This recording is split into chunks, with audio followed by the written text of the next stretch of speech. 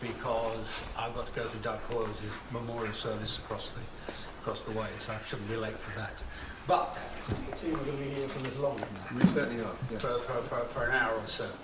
Now, you all presumably know the background of the Lucy Letby issue, the miscarriage as I view it, and today what we're here to do is to present a report which is the genesis, the creation of Dr. Xu Li, who's sitting next to me, who will do most of the speaking today, who was originally involved in the case because one of his papers was misreported, really misused, and he then came and gave evidence in the leave to appeal or the appeal? The appeal. The appeal, in the appeal. Unfortunately, at that point, without effect. But this report, we will, just in practical terms, when Dr. Li concludes his remarks, we'll issue copies of this, physical copies here in the room, which is basically the summaries of the report, and we will also send PDFs to all of your emails if we have them, so that you will have the hard copy available to you to refer to. Now, we're very lucky. Dr. Li and his team have done all of this pro bono, all of this entirely out of the good of their heart, and he's come here today, I suspect at his own expense, to address this issue and put right what I think, anyway, is one of the major injustices in modern times. So he's a very well-known, very well-respected medical expert, particularly in this sphere, and the people he's brought together, as you will hear in a minute, are a spectacularly high-ranking bunch of world-class experts.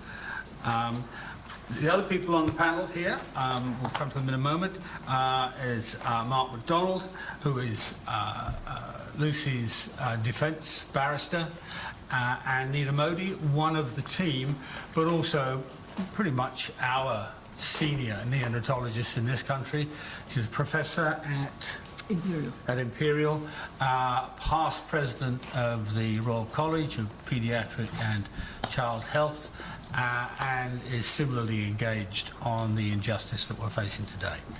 But with no more ado, may I introduce Dr. Xu Li, the star of today's show. Thank you. Well, thank you, Sir David. My name is Xu Li, and I'm here to share with you the findings of the International Expert Panel on the Lucy Letby case. But before I start, I'd like to share the sympathies and condolences of members of the International Expert Panel with families of the affected infants. We understand their stress and their anguish, and our work is not meant to cause more distress. Rather, it is meant to give them comfort and assurance in knowing the truth about what really happened. We know that they want to know the truth, and that is why we are here, to tell the truth. Should they have any queries or concerns, we'd be pleased to discuss them with them. So the background to this conference today is that in August of 2023, Lucy Letby was convicted in the murder of 7 babies and attempted murder of another 7 babies at the Countess of Chester Hospital Neonatal Unit. In April 2024, she appealed her conviction, but it was rejected. I testified at her appeal and was concerned that there were problems with the medical evidence that was used in her trial and appeal. As Lucy had exhausted all avenues of appeal, I proposed to Lucy's solicitors at the time that I would convene an international expert panel to examine all the medical evidence in detail and to produce an impartial, evidence-based report about the causes of death or injury of all the cases involved in the trial. The report would be released regardless of whether the findings were favorable or unfavorable to Lucy. Lucy and her solicitors agreed. So the International Expert Panel is an independent panel of some of the most experienced and distinguished neonatologists and pediatric specialists in the world. Our objective was to provide an impartial, evidence-based report about the causes of death or injury among the patients in the Lucy Letby case, based on the medical evidence. There would be no determination about innocence or guilt of the defendant. I was instructed to convene an international expert panel to examine the medical evidence. The panel is independent and worked under the agreement with Lucy and her lawyers that all findings would be released even if they did not favor the defendant. The defendant and her lawyers provided the panel with access to medical records and witness statements used in the trial. The panel self-determined how to examine the medical evidence, how to interpret the findings, and to produce a report independently. As chair of the panel, I issued the following instructions to the members of the panel. First, to review the medical records and determine the cause of death, in their opinion, or injury. Second, to review and comment on the expert witness statements and opinions. And third, to provide an independent report about the causes of death or injury. The methods we used was that each case would be examined by two experts independently, who then submitted their reports to me, the chair. If their findings were in agreement, their conclusions were accepted as final. If their findings differed, a third member of the panel was asked to review the case, and a consensus opinion was then developed. Summaries of each case were developed by the chair and approved by the panelists who examined the case, and then shared with the whole panel. Strict confidentiality was observed. I am the chair of the panel, and I invited members of the panel to participate on a voluntary basis and to work pro bono. Members of the panel, including myself, did not receive any benefits in cash or in kind, and even my trip here today is self-funded. The panel comprises 14 very experienced and well-known experts from highly prestigious institutions in 6 countries around the world, including Canada, the United States of America, Japan, Germany, Sweden, and the United Kingdom. They include 10 neonatologists, 1 pediatric surgeon, 1 pediatric infectious disease specialist, 1 senior neonatal intensive care nurse, and 1 other pediatric specialist.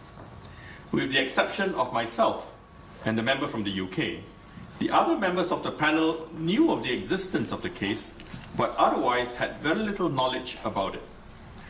I will give brief introductions to the members of the panel in a moment, and their biographies are in the summary report, so you can refer to it to see who they are and what they have done.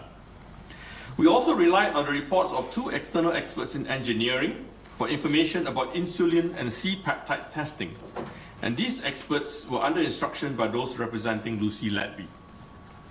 Now, the members of the International Expert Panel are as follows. I'm the chair. I'm Professor Emeritus at the University of Toronto, an honorary physician at Mount Sinai Hospital, and president of the Neonatal Foundation and founder of the Canadian Neonatal Network. I was previously the head of neonatology at the University of Toronto and the Hospital for Sick Children. Next is Professor Eric Eichenwald, who's Professor of Pediatrics at the Perelman School of Medicine at the University of Pennsylvania in the United States. He's also the chief of the Division of Neonatology at the Children's Hospital of Philadelphia and holder of the Thomas Friedrich McNair Scott Endowed Chair. Professor Helmut Hammler is the Senior Medical Director of the European Foundation for Care of Newborn Infants in Germany. And formerly, he was the head of neonatology at the University of Ulm and Ulm Hospital. Professor Tetsuya Isayama is the head of the Division of Neonatology at the National Center for Child Health and Development in Tokyo, Japan, and the director of the Asian Neonatal Network. Professor Joanne Langley is professor in the Department of Pediatrics and Community Health and Epidemiology at the Faculty of Medicine in Dalhousie University in Canada. She's also the holder of the Canadian Institutes of Health Research GlaxoSmithKline Chair in Pediatric Vaccinology and head of the Division of Pediatric Infectious Diseases at the IWK Health Centre in Halifax, Canada. Professor Nina Modi is one of the most senior neonatologists here in the UK. She is the Professor of Neonatal Medicine and Vice Dean International at Imperial College London, Honorary Consultant to the Chelsea and Westminster NHS Foundation Trust, and President of the European Association of Perinatal Medicine, and a former President of the Royal College of Pediatrics and Child Health here in the UK. Sandra Moore, I don't have a picture unfortunately, but she's a senior staff nurse at the South Lake Regional Health Centre in Newmarket, Canada, and a member of the Sullivan Medical Legal Experts, Richmond Hill, Ontario. Professor Michael Norman is Professor and Senior Physician at the Department of Clinical Science, Intervention and Technology at the Karolinska Institute in Stockholm, Sweden. He's the chairman of the Swedish Neonatal Quality Register and founder of the International Society of Evidence-Based Neonatology, or EPNEO. He was also formerly the head of the Division of Neonatology at the Karolinska Institute Hospital. Professor Bruno Piedboff is Professor Titulaire et Pédiatrie at the Université Laval. He is coordinator the Services Cliniques de Rui de la Université Laval and director des Affaires Universitaires, Ministère de la Santé et des Services Sociaux à Quebec in Canada. Now, I will provide today, this is Professor Prakash Kumar Shah, who is professor at the University of Toronto in Canada, and he's also the head of pediatrics at the Mount Sinai Hospital, and has a number of different other appointments, including senior clinician scientist at the Lunenfeld-Tannenbaum Research Institute, director of the International Network for Evaluation of Outcomes of Neonates, INEO, director of the Preterm Birth Network, and scientific advisor and past director of the Canadian Neonatal Network. Professor Nalini Singhal is Professor Emeritus at the University of Calgary and a member of the WHO AAP Helping Babies Survive program. She was also the head of neonatology at the University of Calgary previously. Professor Eric Skarsgård is a professor in the Department of Pediatric Surgery at the University of British Columbia in Vancouver, Canada, and also the director of the Canadian Pediatric Surgery Network. Professor Ann Stark is the professor in residence at Harvard Medical School and also director of the faculty development in the Department of Neonatology at the Beth Israel Deaconess Medical Center in Boston, Massachusetts. And she was formerly the NICU director at the Boston Children's Hospital in Boston. And finally, we have Professor Jeff Chase, who is a distinguished professor of engineering at the University of Canterbury in New Zealand. Now, he's not a member of the panel, but he is one of the experts who provided us with information about insulin and C-peptide testing that we'll be using in this presentation. Okay. Now, today I will provide you with a summary of our findings. Copies are available at the side table, and you will be able to access them after this press presentation. The full report will be provided to Lucy Letby's barrister later this month. Now, the panel examined all 17 cases with which Lucy Letby was charged, and they are labeled patient 1 to patient 17. The cases involve a number of different allegations about causes of death or injury, which can be roughly grouped into 6 categories. First, air embolism caused by injection of air into the intravenous system. 2, splinting of diaphragm caused by injection of air into the nasogastric tube. 3, dislodged nasogastric endotracheal tube causing collapse. 4, hypoglycemia caused by injection of insulin. 5, trauma to the abdomen or gastrointestinal tract. And 6, overfeeding. Now, in the interest of time, I will only discuss 1 or 2 representative cases from each of the 6 groups, because otherwise we'll be here all day. All reports, however, will be provided to Lucy Letby's solicitors. So I will start with each of these cases that I'm presenting today. It will be very brief, because these cases are quite long for many of them. And if we had to go through all the details, we'll be here forever. I can tell you that it took days and days and sometimes weeks to go through each case in detail. So we're going to give you the highlights of what happened. talk about what the allegations were in the conviction and what did the panel find. So baby 1 was a case of air embolism. This was a preterm baby, twin 2 infant, who was born by emergency cesarean section. And he was well until the second day of life, when he suddenly collapsed and had skin discoloration with blotchy patches of brighter pink on a bluey grey background. And he did not respond to resuscitation. The allegation was that baby 1 died from injection of air into the intravenous line, causing air embolism and resulting in collapse, patchy discoloration of the skin, and eventually death.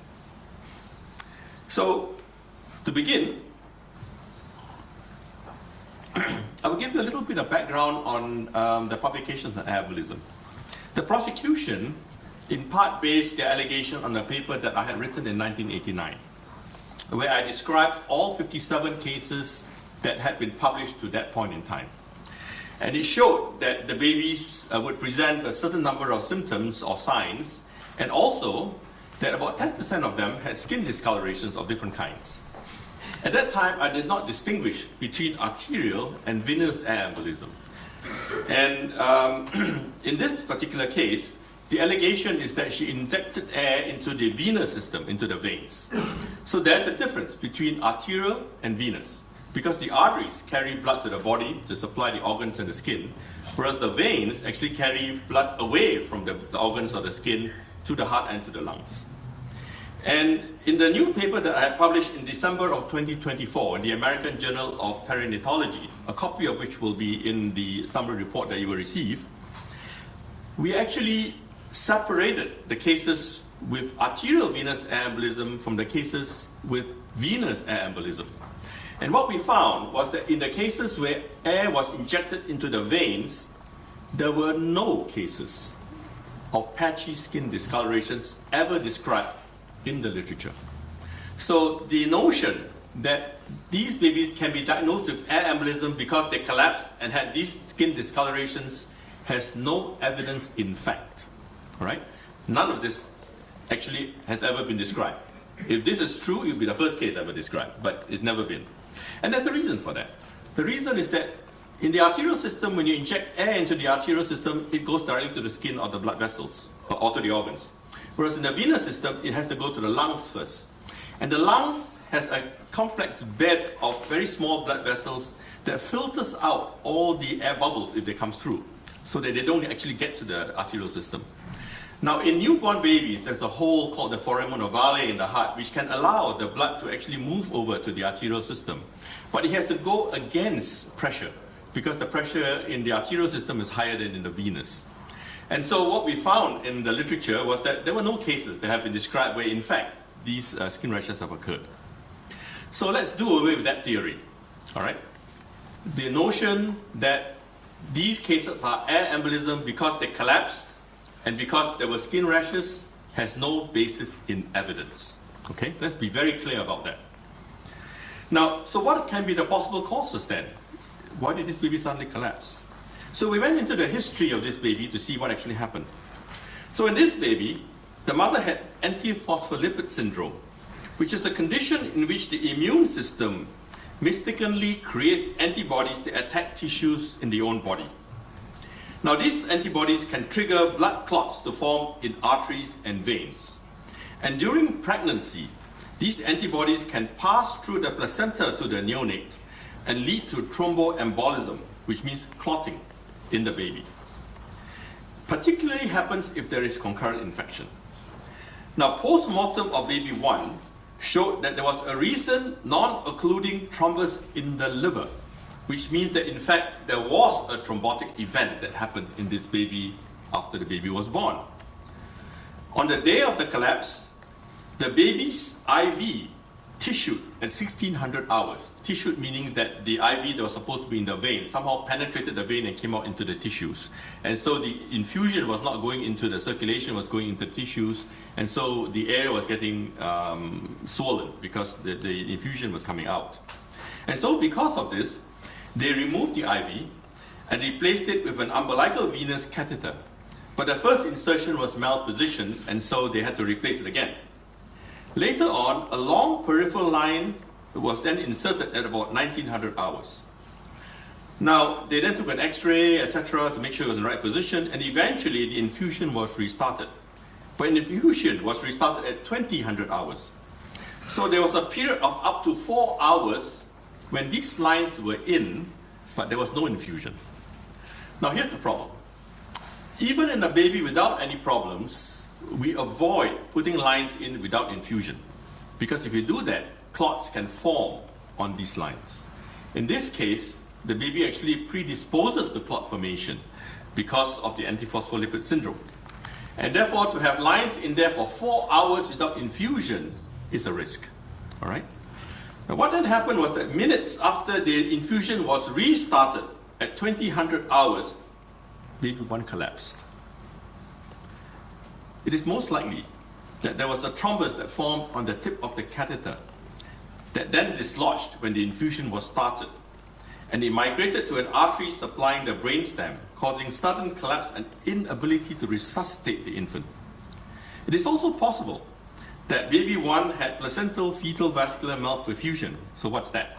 That's a condition in which the fetal villi in the placenta present small thrombi that can travel to and occlude small blood vessels in major organs like the heart, brain, and liver.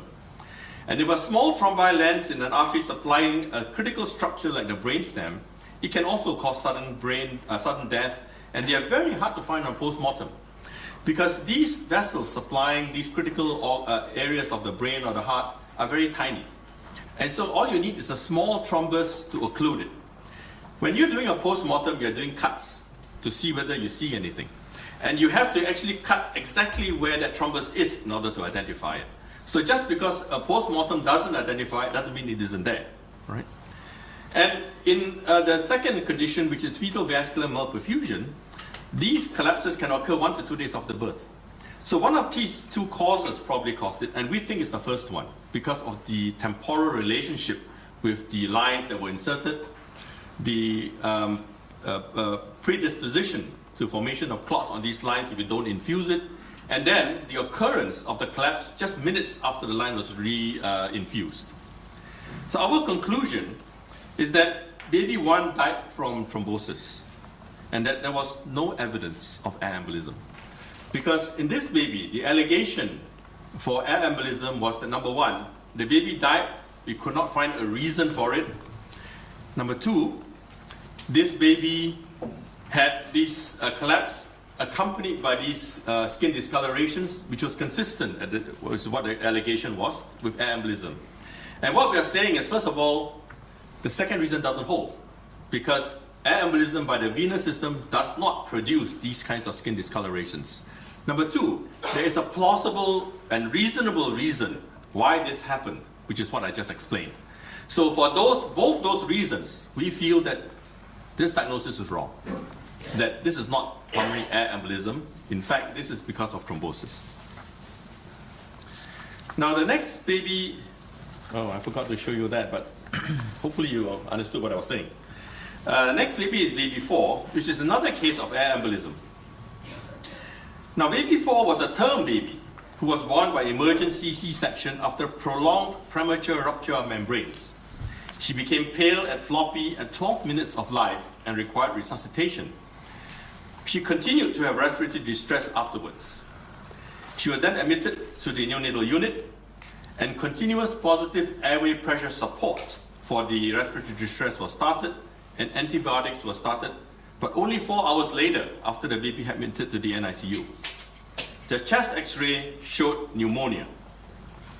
On the 3rd day, the baby became mottled, had dark brown and black tracking lesions across the trunk, and 2 evolving purpuric-looking patches on the abdomen. She had repeated episodes of apnea and desaturation until final collapse and death. Now the allegation is that baby 4 was a stable baby after the baby was born and admitted to the NICU, and then on day 3 of life, the baby suddenly collapsed, and that this was due to injection of air through the intravenous system, causing air embolism, resulting in patchy discoloration of the skin and death. Now, First of all, I would like to just repeat what I said earlier, that there is no evidence that air embolism through the veins results in patchy discoloration of the skin. So let's just dismiss that, all right? That's not a consideration. So what could this be? Well, first of all, this baby was born after prolonged premature rupture of membranes. What it means is that all the babies in utero have a membrane around them that protects them. And if the membrane is ruptured, infection can ascend. Also, membranes often rupture because of infection. So for that reason, there is a standard treatment guideline in this country and in other countries that if there is prolonged premature rupture of membranes, the mother should be given antibiotics right away so that the baby can be protected from any infection. In this case, that was not done. The mother did not receive antibiotics. Second, there were important delays in admission, diagnosis, and treatment of the baby after the baby was born. The baby was admitted to the neonatal unit only 3.5 hours after birth, at which point she was noted to be cold, blue, dusky, and in respiratory distress. She had polycythemia, which means that she was looking very dark in color, and she had infection because the blood test at the time showed white cell count that was very high and a neutrophil cell count that was very high, which are all indicators of infection. So there was a long delay in admission and treatment. Now don't forget, the antibiotics should have been given a long time ago during the labor itself. So this was a very long delay. You were talking about half to a full day or more, where the baby was not receiving antibiotics when in fact there was already infection. On top of that, the blood gas that should have been taken to see how the baby was doing was not taken until after 4 hours after birth. And then when it was taken, it showed very high carbon dioxide and respiratory acidosis, meaning that the baby was in respiratory failure all this time, and nothing had been done for 4 hours. The continuous positive airway pressure support for the baby was again started nearly 4 hours later after birth, despite the baby having respiratory distress. Now, she was eventually electively intubated, but 3 attempts were required before she was actually intubated and ventilated. And these delays subjected the baby to unnecessary acidosis, high CO2, and delay of antibiotic treatment. This was not a stable baby, as alleged by the prosecution witness. And in fact, this baby continued to deteriorate for the next few days until final collapse, with worsening symptoms of infection as we went along. So let's see what happened. So she was admitted, and as I said to you earlier on, she was already sick on that day. On the following day, she developed fever. She had intolerance when the CPAP was removed. In other words, she could not tolerate coming off the CPAP support. She had continuing deterioration of blood gases over the next day. She had increasing metabolic acidosis. All these indicates that the infection was in fact getting worse. The baby was not stable. And then on the next day, on day 3, she further deteriorated with rising CRP. Now, CRP is the test we do to see whether there's infection. And if the CRP is going up, it means the infection is getting worse. If the CRP is going down, it means it's getting better. And this was going up. There were repeated episodes of apnea and desaturation, again indicating the baby was clinically getting worse, not better. She then developed prolonged coagulation times. Coagulation times means how long does it take for your blood to clot? And normally, for all of us, it should clot within a certain period of time. If it takes longer than that, it means that there's a coagulation defect. Something is wrong with your blood. And in this case, the coagulation time was increased.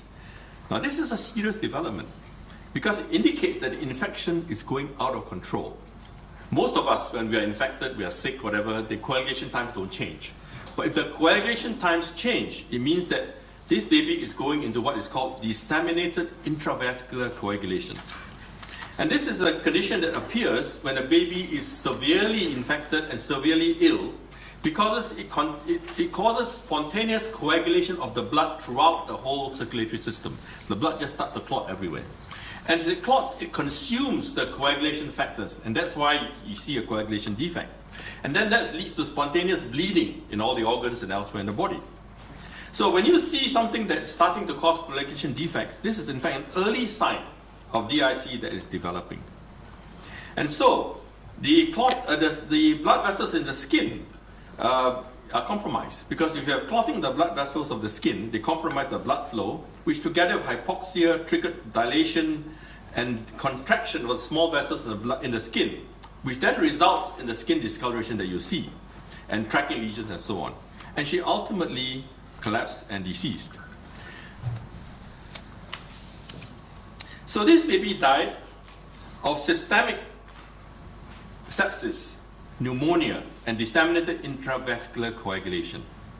The mother should have received intrapartum antibiotics prior to delivery. There was delay in recognizing respiratory distress after birth. There was delay in starting antibiotics and delay in starting treatment for the respiratory distress. We did not find any evidence of air embolism.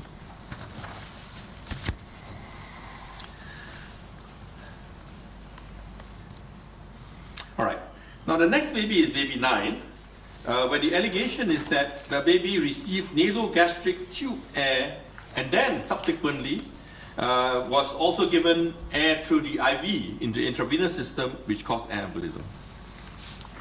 Now, baby 9 was a preterm infant with intrauterine growth restriction, respiratory distress syndrome, and chronic lung disease, who had repeated episodes of apnea, desaturation, and bradycardia, needing resuscitation during the hospital stay. And the baby was in hospital for quite a period of time. The baby also had an episode of lung collapse and reports that there were thick gelatinous airway and oral secretions. And one of the registrars, who is a mid-level doctor in the NICU, stated that it is not unusual for babies on breathing support to get secretions, but it was a bit unusual for them to be so stubborn at being removed like in this baby. And after each period of apnea and desaturation, they had to resuscitate the baby using back and mask ventilation, and then the abdomen was distended. And abdominal x-rays taken after that showed gaseous distension of the intestines. At 2.5 months, she had an episode of severe apnea, bradycardia, desaturation, and heart block, and then deceased. So it was alleged that air was injected into baby 9's stomach through a nasogastric tube, leading to recurrent episodes of abdominal distension, which then splintered the diaphragm and caused respiratory arrest and failure, needing resuscitation. It was also alleged that on the 13th of October, that the apnea alarm was deliberately turned off, resulting in delay and response to a collapse. And then on the 15th of October, air was injected into her intravenous tubing, causing air embolism and death.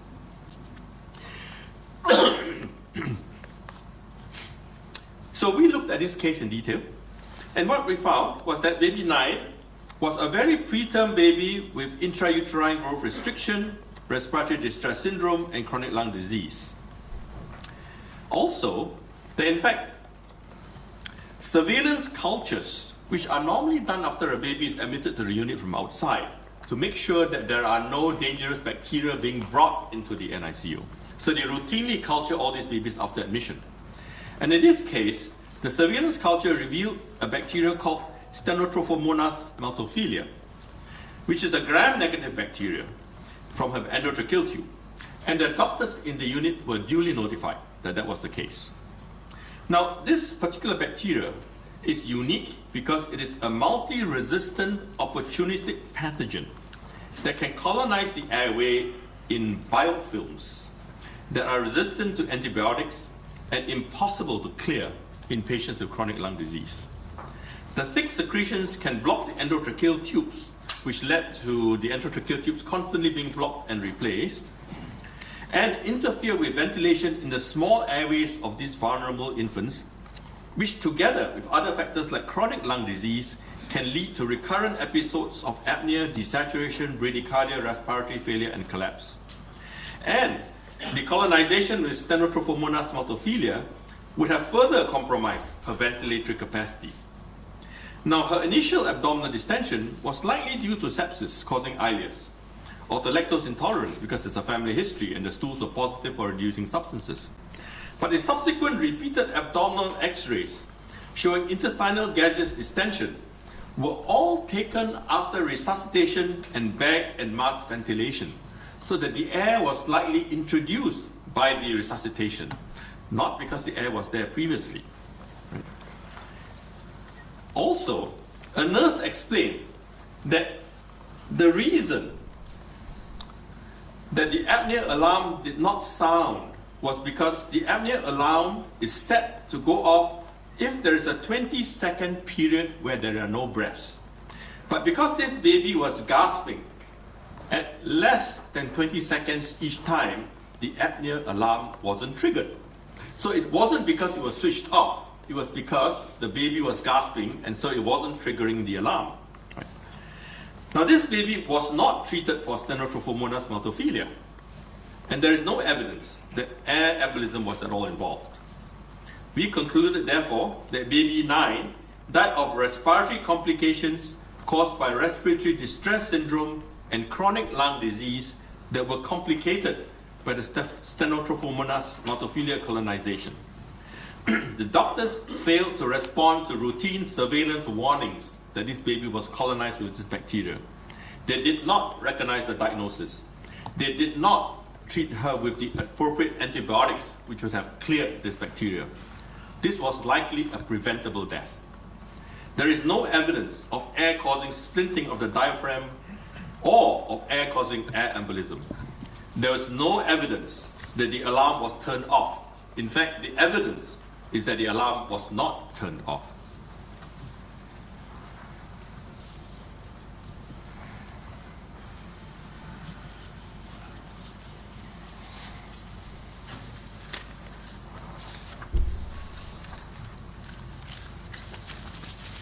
Give me 1 second, I'm missing a page here. There we go, thank you. Now, baby 11 was a preterm baby who was resuscitated at birth and had a number 2 sized endotracheal tube that was inserted after 3 traumatic attempts. The baby was then ventilated. A 94% air leak was detected and ventilation was continued. At 1.5 hours of age, she desaturated. The consultant entered the room, bagged the baby, but found that the chest could not move. In addition, he applied a capnography test, which was negative. He then removed the tube, re-intubated the baby, and the baby then recovered and was subsequently transferred to LDA Hospital. So let's just understand what actually happened here. So when a baby has collapsed, and the tube is in place, the consultant first has to check to make sure the tube is there. Because if the tube is in the right place, he would then ventilate the baby using bag and mask and so on. And in this case, he said that he attempted to ventilate the baby. In other words, he disconnected the endotracheal tube from the machine. He put on a bag and mask and he bagged it to see whether the chest would move. And he said the chest did not move. And if the chest did not move, then potentially the tube was not in the right place. Secondly, he applied a capnography test. So this is a device that you connect to the endotracheal tube, and it measures carbon dioxide. So if the tube is in the endotracheal tube is in the trachea, then when the baby expires, carbon dioxide will come out, and this device will measure it. So if you measure carbon dioxide, you can say that the tube was in the right place. If you don't measure carbon dioxide, it is potentially not in the right place and potentially could have been removed. All right. The consultant, therefore, concluded and alleged that baby 11's first episode of clinical deterioration, which I'm talking about, was caused by deliberate dislodgement of her endotracheal tube because bagging failed to move the chest and carbon dioxide was not detected on capnography. He also alleged that the incubator alarms were deliberately turned off to prevent prompt rescue response because he did not hear the alarms when he entered the room. So we examined the evidence to see what actually happened.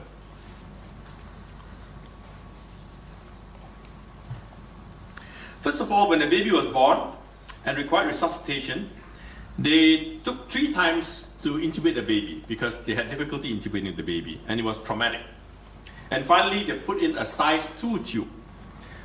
Now this resulted in a 94% air leak. What that means is that when you pump air in, whether you buy a bag or machine, 94% of the air is actually leaking out. So only 6% actually gets into the lung. All right? That's kind of like using a straw and blowing through a garden hose and hoping that you can inflate something at the end of the garden hose. right? It doesn't work.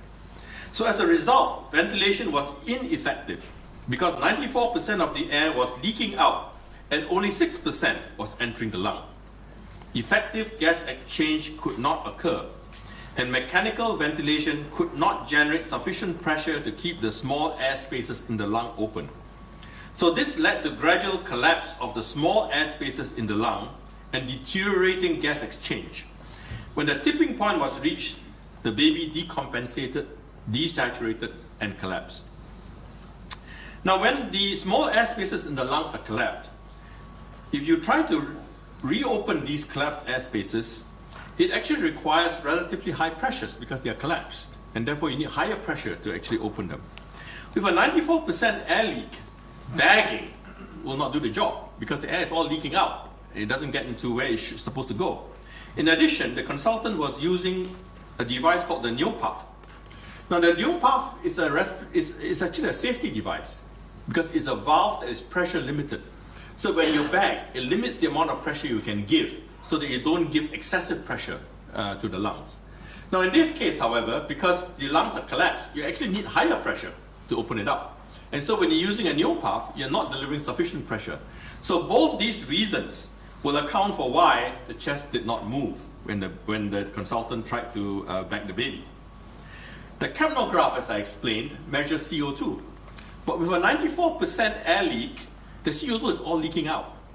And the capnograph requires the CO2 to build up in the tube to the point where it can be detected. If the air is all leaking out, the CO2 is all leaking out and you cannot detect anything. And there's good studies to show that when the air leak is more than 20%, your ability to measure CO2 starts to drop. By the time you're 80% air leak, you measure nothing. And we've got a 94% air leak here. So for those two reasons, there's actually no proof that the tube was even dislodged. It was probably in the right place. It's just that the consultant didn't know what he was doing. The consultant also stated that he did not hear the alarms. But another nurse, in her testimony, stated in her statement that when I returned to the unit, I immediately became aware of the alarms sounding from baby 11's incubator and I rushed in to help. So there is actually a statement from another nurse saying that the alarms were not off. They were actually working. Perhaps the consultant just didn't hear them. So our conclusions was that first, there is no evidence to support a dislodged endotracheal tube. The clinical deterioration was caused by the use of an undersized endotracheal tube, and the initial intubation was traumatic and poorly supervised. The consultant did not understand the basics of resuscitation, of air leak, of mechanical ventilation, and how the equipment that he was using, that were commonly used in the neonatal unit, like the neopuff and capnograph, actually worked. There is evidence that the incubator alarms were not turned off. Right. Next, we're going to talk about baby 6. That's what we call an alarm. That alarm was good. Yes. Wasn't turned off. Now, baby 6 was a preterm twin 2 borderline intrauterine growth restricted baby, male, who was born by emergency cesarean section. He had mild respiratory distress syndrome and hyperglycemia requiring insulin treatment.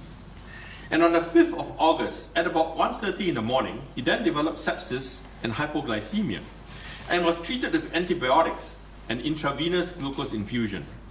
Over the next 17 hours, his glucose remained low, ranging from 0.8 to 2.4. And this was despite repeated doses of 10% dextrose to try and raise the blood sugar. In fact, they were given very frequently. Every time they tested it was low, they would give another bolus injection of 10% glucose. And that's like less than 2 hours between each dose. So it was very frequent that they were giving this. And still the sugar didn't come up. At about 1000 hours, which is about 9 hours after the initial hypoglycemia, it was noticed that his IV line was in fact tissued. And as I explained earlier, tissued means that the line was out of the vein, and therefore it was infusing fluid into the tissues. And it was also noted there was extensive swelling and induration, meaning very hard, of the right groin, thigh, and leg. What that means is that this infiltration had gone on for quite a long time. because otherwise you wouldn't have this amount of extensive swelling and induration of the groin, thigh, and leg. In other words, the IV that was giving sugar wasn't actually giving any sugar because it was actually going into the tissues. So the baby wasn't receiving any sugar, and that was why the sugar stayed low. Now, when this was noticed, the IV was turned off appropriately. So it was stopped at about 1000 hours. And then a long line was put in. And at 1200 hours, the IV was restarted. And at 1200 hours, it is also routine in this unit that all the IV bags are changed. So that for this baby, one would presume that the IV bag was not also changed. And then the sugar still remained low. So that at 1900 hours, the dextrose infusion was increased to 15% from 10%, and the hypoglycemia then resolved. Now it was alleged that baby 6 was given exogenous insulin through the infusion bag because there was a prolonged period of hypoglycemia. Further, that when the infusion was stopped from 1000 to 1200 hours because of the IV being infiltrated, the sugar actually went up from 1.3 to 2.4. So how can that be? If you're not giving sugar, the sugar should be dropping. And so the conclusion that was drawn by the expert witness for the prosecution was that the IV bag must have contained insulin, and that's why it kept the sugars low. And when you stop the insulin because the IV was stopped, then the sugars came up. Thirdly, that the blood glucose after the infusion bag was changed at 1900 hours caused the sugars then recover, so that insulin must have been put into the bag before the bag was changed at 1900 hours. And finally, that they had done a test which showed that the baby had high insulin but low C-peptide, which indicates that exogenous insulin was used. So what does that mean? What happens is that when your body produces insulin, there's a small protein called a C-peptide that is cleaved off. So whenever you produce 1 unit of insulin, 1 C-peptide protein is also cleaved off. So you would expect that if you produce insulin yourself and it was not given externally, that both of these would rise. If, however, you're given insulin from outside, then the insulin will go up, but the C-peptide would not go up because there was no production by the body and no C-peptide would be produced, right? And in this baby, when they measured, they found that the insulin level was very high and the C protein was low. So it must mean that the insulin was being given by the outside, somewhere outside, and not being produced by the baby itself. So let's look at the evidence here. First of all, the hypoglycemia started with sepsis, which often precipitates hypoglycemia, all right, in these babies. And it was prolonged because the IV infiltrated for several hours. We don't know how long. We just know that at 1000 hours, the nurse found that this baby had a swollen groin and thigh and leg. So for some number of hours before that, the baby wasn't getting any dextrose. And that probably explains why the baby was hypoglycemic during this time. The second thing is that when hypoglycemia persisted, despite 10% dextrose, a higher dose of glucose should have been used. Because if you're giving 10% dextrose infusion and there's still hypoglycemia, it means it's not enough. You should be increasing the amount of glucose you're using. And that wasn't done until 1900 hours. So for the whole day, the same amount of glucose was being used. Instead, what they did was to give repeated doses of 10% glucose. But the problem is that that's actually the wrong treatment. Because the way to treat hypoglycemia is that you give a continuous infusion and then you titrate it to increase the amount required so that the glucose will then come up in the blood and come to the level that you require. When you give repeated bolus doses, which means that you just pump a big dose in at one time, of 10% dextrose, it actually worsens the hypoglycemia. Because every time you pump a surge of glucose in, the glucose rises in the blood. There's a surge of glucose. And that triggers a surge of insulin production by the pancreas, because that's what it's programmed to do. And that surge of insulin will then force down the glucose, and then you get hypoglycemic again. So you end up with a yo-yo pattern where you see hypoglycemia, you pump in your sugar, it causes a surge of insulin, the blood sugar then drops, you test it again, now it's low again. Then you pump in more glucose, and it just makes it worse and worse. It's a vicious cycle that you keep doing. This is a very basic thing. We teach all our medical students not to do this. All right. This is what was done here. Now, then when the IV tissue, there was lack of glucose infusion for many hours because of the swelling, as I talked about. And that was probably one of the reasons why this hypoglycemia was so prolonged.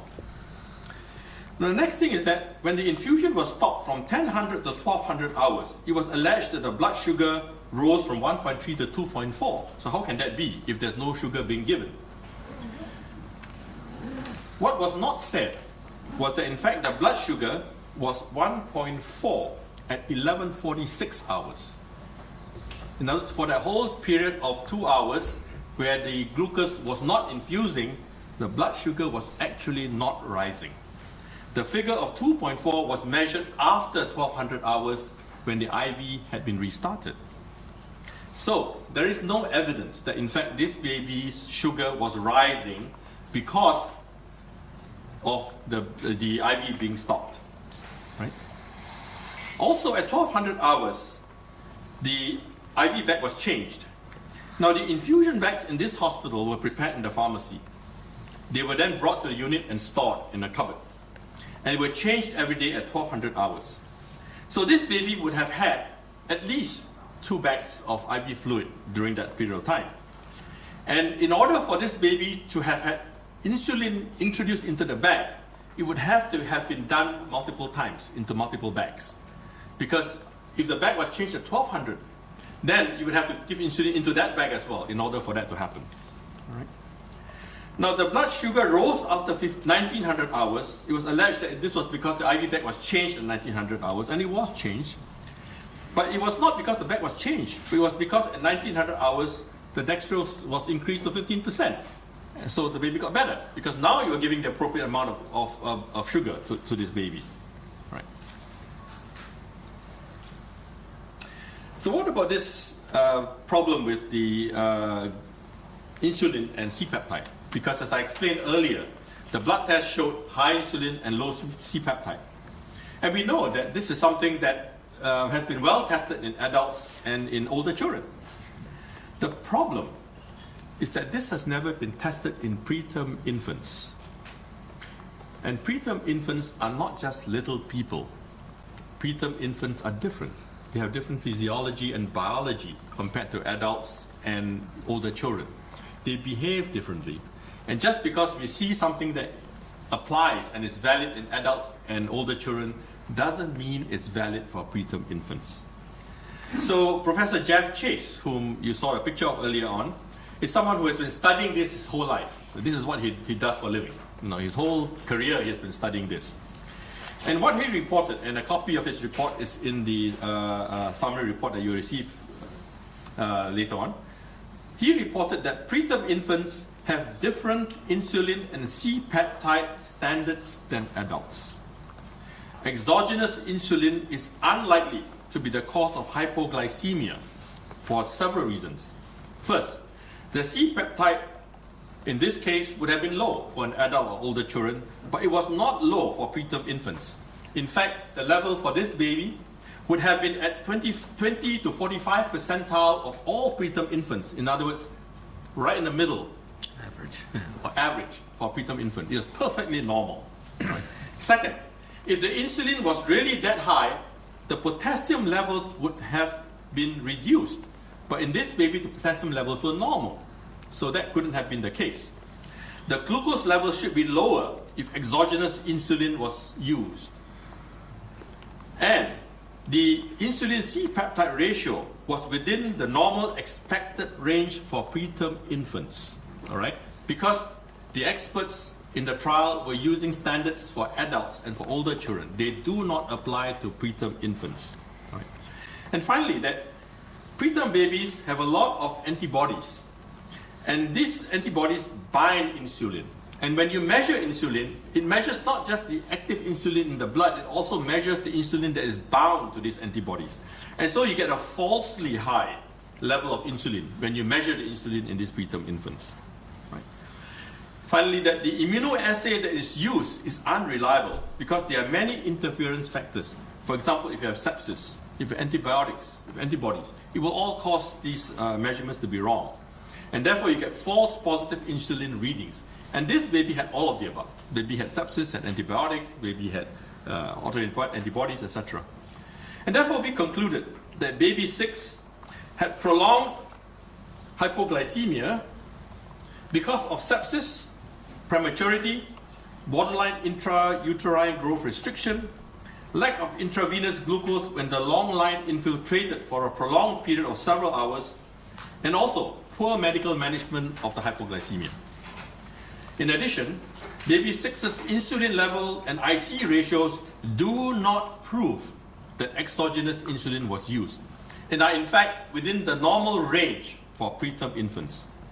Preterm infants, and especially those with illnesses and drug treatments like antibiotics, have different normative standards compared to healthy adults and older children. Right. Next is baby 15. Baby 15 was a preterm second triplet born by in-labor cesarean section, and the triplets were extracted very quickly, one after the other, a minute apart. And at 36 hours, he had rising heart rate and respiratory rate, temperature instability, and mild abdominal distension. On day 3, there was further deterioration. The abdomen became more distended. Visible loops of bowel were seen. The baby was uncomfortable after feeds, vomited, had a high blood lactate, carbon dioxide, bilirubin, and acidosis. He was intubated and given high-pressure ventilation. He then collapsed and had purpuric discoloration of the right chest. Resuscitation included intubation, ventilation, cardiac massage, and needling of the abdomen, which failed. So the baby died. Post-mortem showed a ruptured subcapsular hematoma of the liver.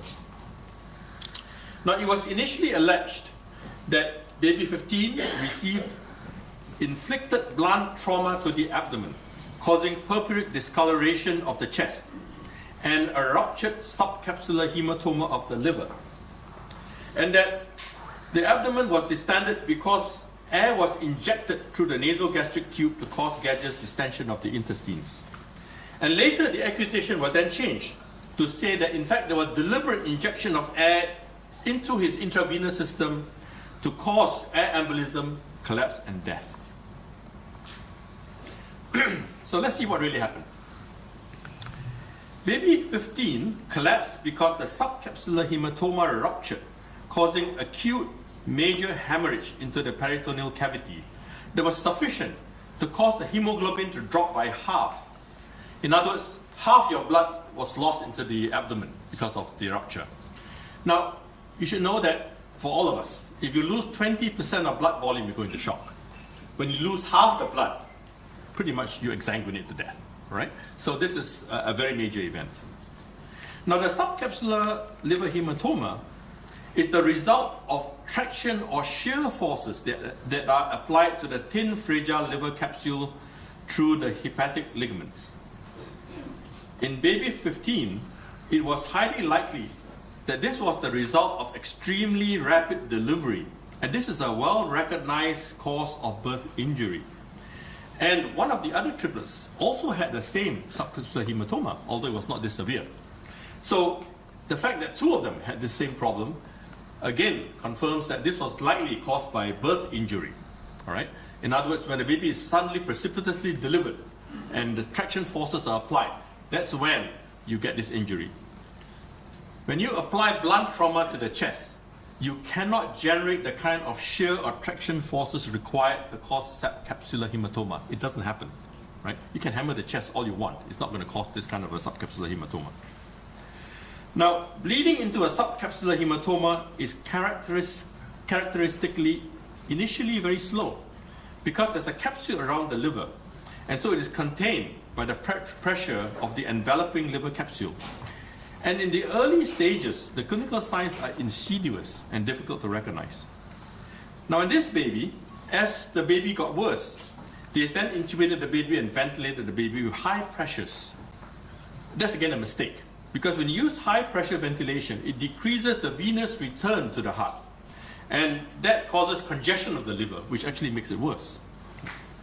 Now, the slow deterioration is characteristically followed by an acute collapse when the liver ruptures, when the capsule ruptures, and this releases blood into the peritoneal cavity.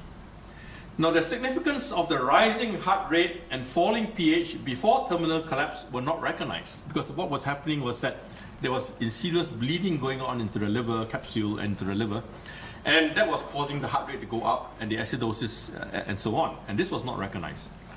And then a needle was blindly inserted into the abdomen to try and relieve the abdominal distension. Well, this is something you don't do, and you don't do blindly.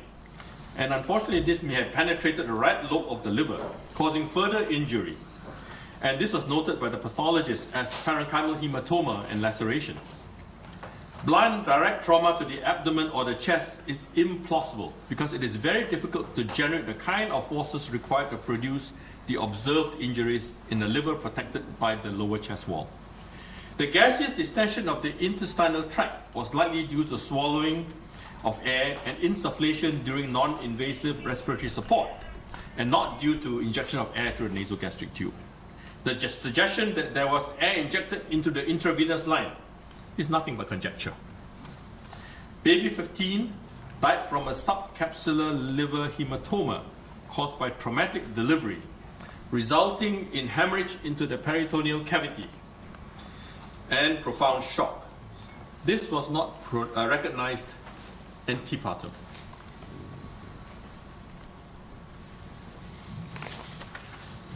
Seven. Now, the last baby I'm going to talk about is baby 7. I'll find it for you. Copy. Sorry, a couple of my pages are missing here. Yeah. I need this alarm to go off again. Now, baby 7 was a very preterm baby with premature rupture of membranes, severe hyaline membrane disease, bilateral pulmonary interstitial emphysema, hyperglycemia, anemia, thrombocytopenia, patent ductus arteriosus. And so this baby had a lot of chronic problems, all right? And at 14 weeks of age, the baby suddenly developed projectile vomiting, large watery stools and desaturation, followed by apnea 2 hours later. The abdomen was purple and distended, and the baby was then transferred to Arrow Park Hospital, where baby was treated for sepsis, rising CRP, and then eventually recovered.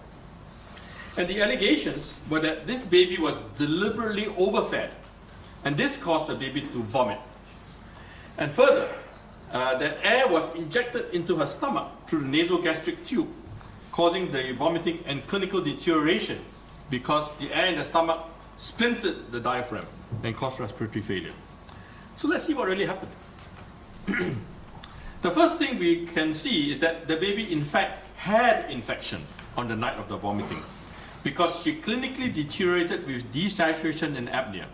And her CRP continued to rise over the subsequent days after she was transferred to Arrow Park Hospital. That showed that this baby was infected. And so the vomiting and the apnea that we saw at this hospital was the start of symptoms arising from that infection. All right? It had nothing to do with anything else. Second, it is not uncommon for the CRP to climb after onset of clinical symptoms when there's infection. So you cannot separate the two events and say, oh, the infection is just separate from what happened here. This was the start of the infection. She had vomiting and large watery stools, which are actually very common in enterovirus infection, which is quite common in these babies. It would explain why all the blood, urine, cerebrospinal fluid, and respiratory cultures were all negative for bacteria, because this was probably a viral infection by enterovirus, not by bacteria. But the CRP was high, indicating there was an infection, right? So this was a viral infection. In addition, large watery stools are not consistent with overfeeding. If you overfeed, you can get vomiting. You do not get large watery stools. On the other hand, enterovirus infection is associated with large watery stools. Now, the abdominal distension and discoloration of the abdomen are common when babies are ill with ileus, and they usually disappear when the baby recovers. The abdominal x-rays showing gaseous distension of the intestines were all taken after bag and mouth ventilation of the baby and are consistent with air being introduced by bagging and ileus, which means that the intestines are not moving in a sick baby. the blood-stained fluid coming up the trachea are most likely the result of a trauma during intubation. Chest X-ray post-intubation did not show any consolidation suggestive of pneumonia or pulmonary hemorrhage. At the Elder Hay Hospital, she received 7 days of antibiotics and she recovered after 7 days, which is consistent with enterovirus infection because this is a self-limiting disease and it recovers after a few days and they get better. So baby 7, in our opinion, had vomiting and clinical deterioration because of infection, possibly enterovirus infection, which can cause all these signs and symptoms. There is no evidence to support air injection into the stomach or overfeeding.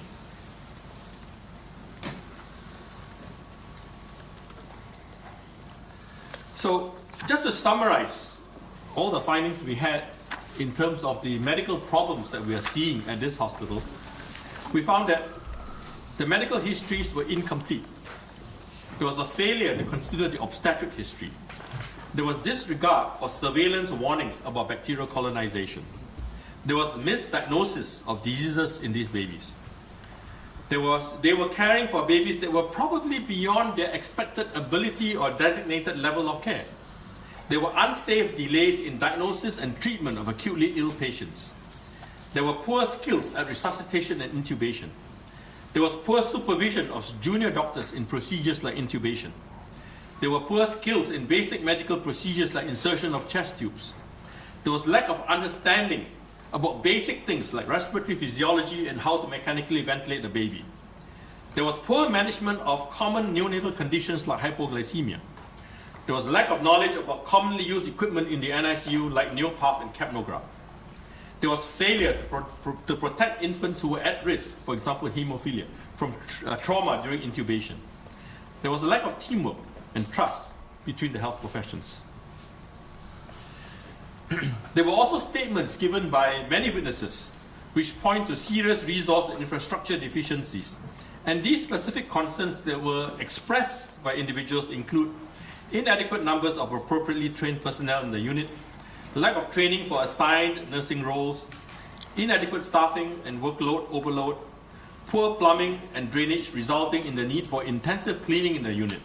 And this is a potential factor in Stenotrophomonas maltophilia infection because this particular bacteria thrives in water, and particularly in dirty water and bad water. There was poor environmental temperature control in the facility. There was difficulty in finding a doctor when the need arose. There was congestion at the medication cabinet and preparation trolley. There was lack of appropriate facilities for sterile preparation of drugs. Some high-risk infants should have been born and cared for at higher level institutions, but were born and cared for in this hospital. And there were delays in transfer of sick infants to higher level facilities when the need arose. So these are not things that we invented. These are statements given by people who worked in the unit. Our conclusions of this panel, therefore, was that there was no medical evidence to support malfeasance causing death or injury in any of the 17 cases in the trial.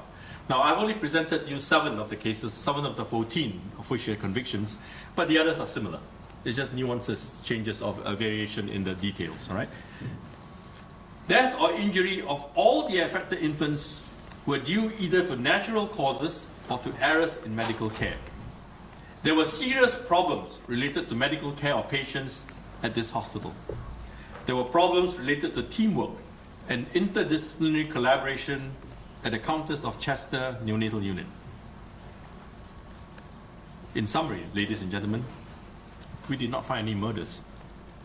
In all cases, death or injury were due to natural causes or just bad medical care. Lucy was charged with 7 murders and 7 attempted murders.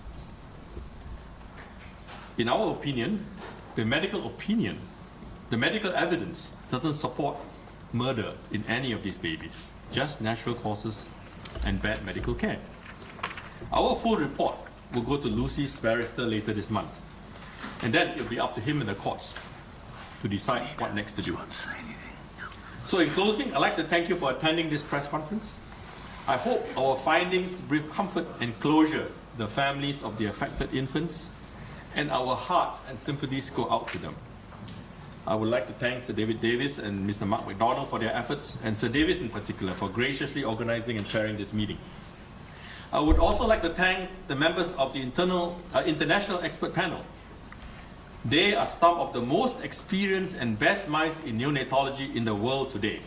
And they are incredibly busy people who have given freely and generously of their time to this effort to uncover the truth. And they have done so with objectivity and impartiality, knowing that regardless of whatever they say, whether it's favorable or unfavorable to Lucy, it would be released, because they did not come into this to free Lucy, they came into this to discover the truth. Finally, we hope the authorities will consider our findings seriously and act accordingly, because you will not find a better panel of experts anywhere in the world. These are the best in the world that you can find, and they come from the most prestigious institutions. They come from Boston's Children's Hospital, Children's Hospital of Philadelphia, Hospital for Sick Children in Toronto, Imperial College, Karolinska Institute, Ulm, Tokyo National Child Center, and so on. Right? These are truly the best. And today is actually a historic day, because it is possibly the first time that a group of the top minds in neonatology in the world have come together voluntarily and pro bono to provide clarity to some very vexing questions about a troubling case.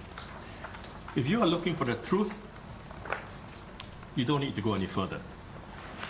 I'll be happy to take any questions. Thank you very much indeed. That's an astonishing set of revelations. So thank you for that, and thank you to your panel, who have, as you say, given their time for pro bono.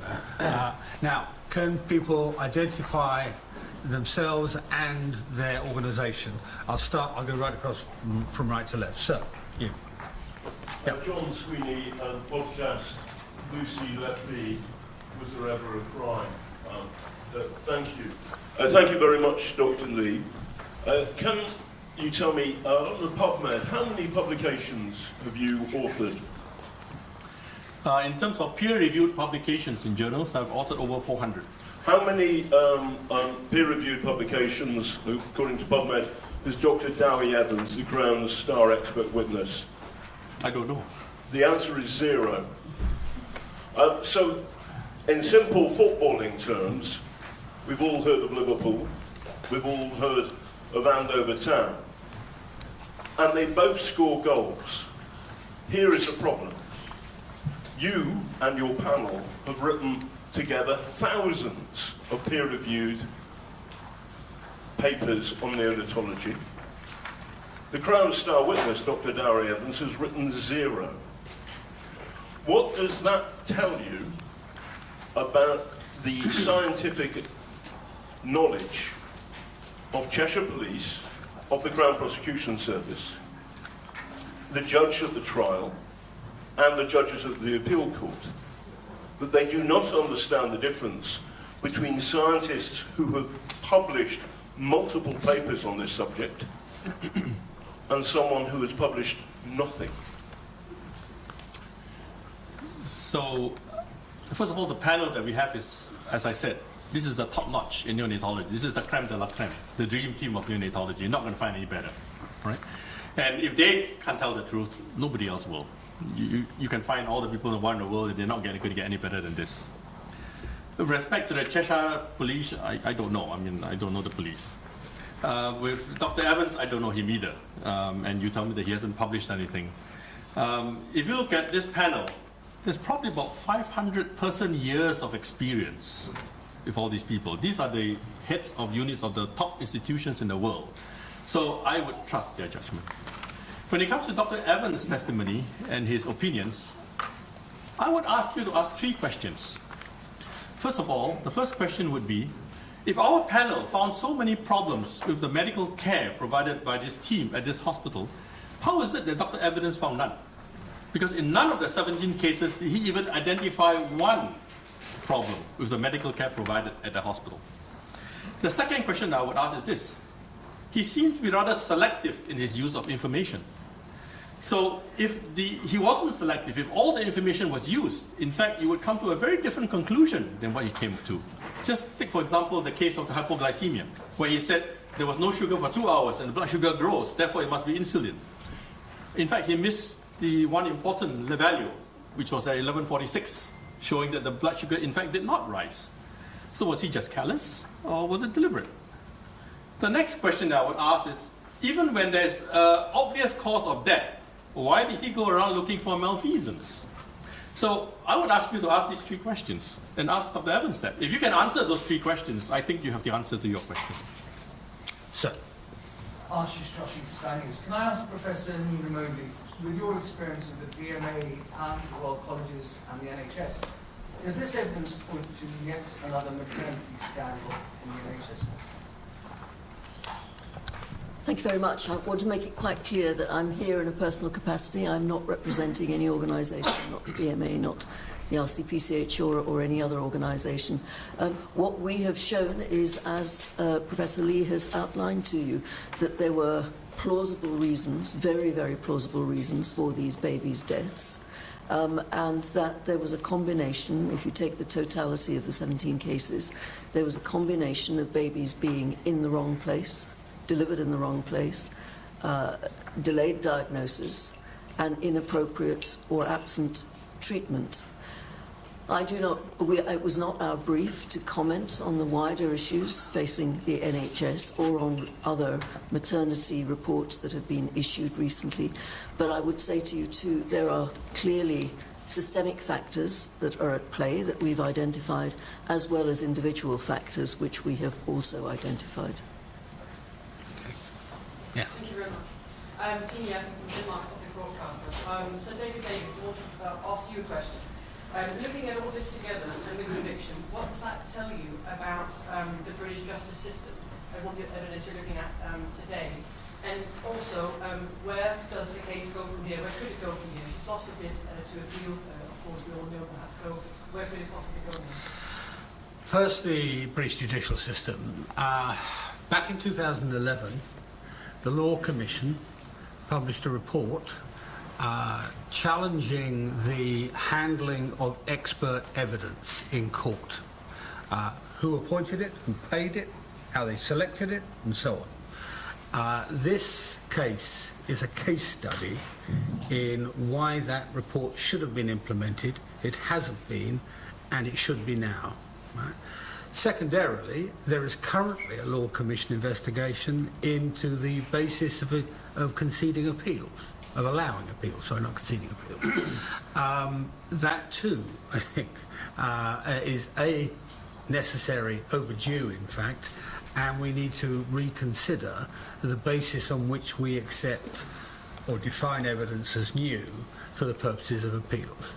At the moment, as I said in the debate in Parliament, at the moment, if you were unlucky enough, if your lawyers, for whatever good reason, tactical reason, did not deploy a piece of evidence and you tried to use it later, you can't. So if your lawyers make a mistake, you're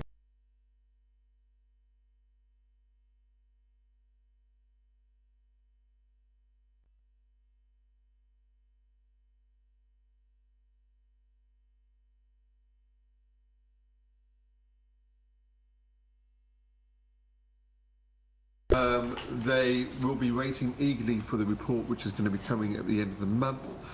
Then it's up to the Criminal Cases Review Commission to decide whether or not to refer it back to the Court of Appeal. What you've just heard and what will be in the report is overwhelming evidence that this conviction is unsafe and must be immediately referred back to the Court of Appeal. So we will be waiting patiently for them to make that decision. I, for one, find it very hard to understand how they can not refer it back on the basis of what we've heard today. Yes? Tessa Chapman, findings. To Mr MacDonald, have you discussed these findings with Lucy Letby herself, and what was her reaction? You know, what I have done since I've instructed is not talk about Lucy and not talk about where she is and what she's doing. I've focused upon the issues in relation to an unsafe conviction. But she has hope, and that's all I can say. At the back there. Yeah. So. Hi, Josh Halliday from Guardian. Can I just ask, how many of the 7 deaths do you think were preventable? That's a tough one. You know, deaths are often multifactorial. And sometimes even when you do all the right things, death occurs. That's just life, right? So if you say, could we have prevented these deaths? I can't tell you for sure which ones we can prevent. What I can tell you is that the appropriate treatments were not given. And may some babies have survived because of it? It's possible. I cannot predict which baby will and which cannot. Yes. In terms of then potential... Name and company. Sorry, Anoop Curry, freelance filmmaker. Yeah. In terms of potential clinical negligence, is it possible that this could be investigated now, and this is a question for David Davis, Mr. David Davis, while a whole trial and potential appeal are ongoing? I mean, where do we stand with this? We're hearing some very damning accounts. Yeah, our principal aim is not pursuing clinical negligence, it's pursuing justice. And what all of this does is provide a completely alternative explanation for the deaths and collapses of those children. An explanation which, in my view, should have been exposed at the trial, not now. So that's really our only interest. Justice generally, both for Lucy, but also for the parents of the children who must have a terrible cloud hanging over them. Is this the first that the parents will have heard about this? I would imagine so. Yeah. I think so. don't know. Yeah. Yes, yes. Yeah, Nadine. Nadine Darius, writing the Daily Mail. Dr. Lee, between June 2015 and June Microphone. 2016, the Countess of Chester neonatal unit was a level 2, which attracts substantial additional funding from the NHS, which means it takes high-risk patients. Is it your opinion that the Countess of Chester should not have been at a level 2, therefore taking those high-risk babies? Should it have been at a level 1, which it was later downgraded to? And do you think that all that you said about the physicians and the doctors who were working on the unit at the time, that those doctors at that unit for a level 2 did not have the appropriate level of qualifications and experience to be able to operate and treat those high-risk patients? So I'm not familiar with NHS. I'm going to punt this one over to Nina. So there are 3 levels of units, as you know. There are neonatal intensive care units, local neonatal units, and special care baby units. And so levels 1, 2, and 3, or 3, 2, and 1, I should say. And the Countess of Chester was, as you say, a level 2 unit at that time. Now, a level 2 unit operates within certain general guidelines. They will accept babies of a certain category, and they will not accept, or they will try and ensure the delivery of babies who they're not set up to deal with in a tertiary centre. That requires collaboration, cooperation, discussion between obstetric and neonatal teams. So I think the first point I would make is that there is a legitimate question to ask. Did those conversations take place? And were babies born at the Countess of Chester who should probably have been born at a level 3 neonatal unit? So the point I want to make is that medicine is a continuum, it's a team effort, and things can go wrong at multiple places. But were those questions asked? Was that discussion held between obstetric and neonatal teams? And should some of these babies not have been born at the Countess of Chester? Your second point relates to qualifications. I think here one wants to draw a distinction between qualifications and experience. And self-evidently, a level 2 neonatal unit is not going to have the throughput that a major tertiary centre is going to have. So the staff, no matter how well trained, no matter how competent, no matter how appropriately qualified, will simply not have the experience because they're not seeing that flow of patients through the unit. So sometimes in level 2 units, the staff are forced to look after babies, because babies have been born there, forced to look after babies who should not have been cared for. This is no criticism of them. They are doing the best they can under the circumstances that are presented to them. So that's a second consideration. The third is that, as we all know, The NHS has been under great strain, staffing has been a problem, and many neonatal units around the country, including the Countess of Chester, have had staffing issues and have not been able to fill their rotas appropriately. So I think what I'm saying is that all of the above, but they're all weighing in different ways in each of the cases that we've discussed. It's also notable that they downgraded the day they suspended Lucy, which tells you something as well. Yes, ma'am. Second row. Yeah. Hi, I'm Caitlin at PA. A question for Mr. MacDonald. You mentioned today deaths due to natural causes, bad medical care, inadequate staffing, etc., etc. These were all themes that were explored extensively by the defence at the trial. Examples relating to baby 4, baby 11, about potential issues with the air leak. So my question to you is this just a rehash of the defence case rather than new evidence? The difficulty is, if you do not have an expert at a trial, then what you ask of an expert in cross-examination is not evidence. You can put whatever you want to a prosecution expert, they don't accept it, the judge will sum up to the jury the evidence of not accepting it, not the evidence of putting the question. And the defence did not call an expert. So as a result, all you were left with was the evidence of prosecution experts in relation to neonatology, paediatrics and pathology. And so, yes, this is fresh evidence, this is new evidence. It's compelling evidence because of the nature of the people who are giving that evidence. And it wasn't heard by the jury. Yes, ma'am. I can get that, that's okay. So Phoebe Davis from Tortoise Media. Dr. Lee, I'm just struck by you have personal involvement in the case because your evidence was used. As far as I'm aware, the other experts did not have any personal involvement in this case. I'm struck by them coming together, as you say, in a historic way. What is the impact of this case on the international community in this sector? And I'm curious, like, why does this case matter? Why do you think it's taken up so much attention? I guess this is also for Dr. Moody. Why does this case matter so much to the profession? To be honest, I'm not sure how much of this case gets around the world. This is UK news, and it may be on the headlines in the UK, but in Canada, I didn't hear very much about it. I saw a little column in the newspaper about that big saying that a nurse had been convicted in the UK for 17 murders, and I thought how terrible this is, and that's all we hear.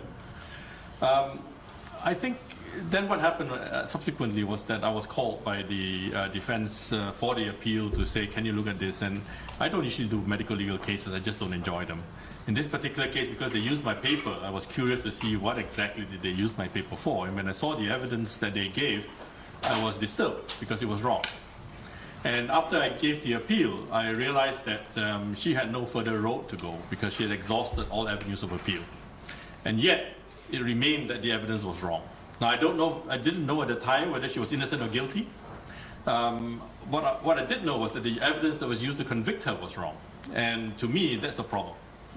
You shouldn't be using wrong evidence to convict someone, regardless of whether she's guilty or innocent. And so that was when I decided to have a further look at the evidence, because it wasn't just about the skin discoloration, which was asked at the appeal, but it was about many other things. And without looking at all the other evidence, I couldn't form any opinions. And that was when I approached the solicitors at the time to say, well, if you are willing and if Lucy is willing, I'd be willing to look at the rest of the evidence. And if I was concerned that the rest of evidence was also a problem, I would convene a panel.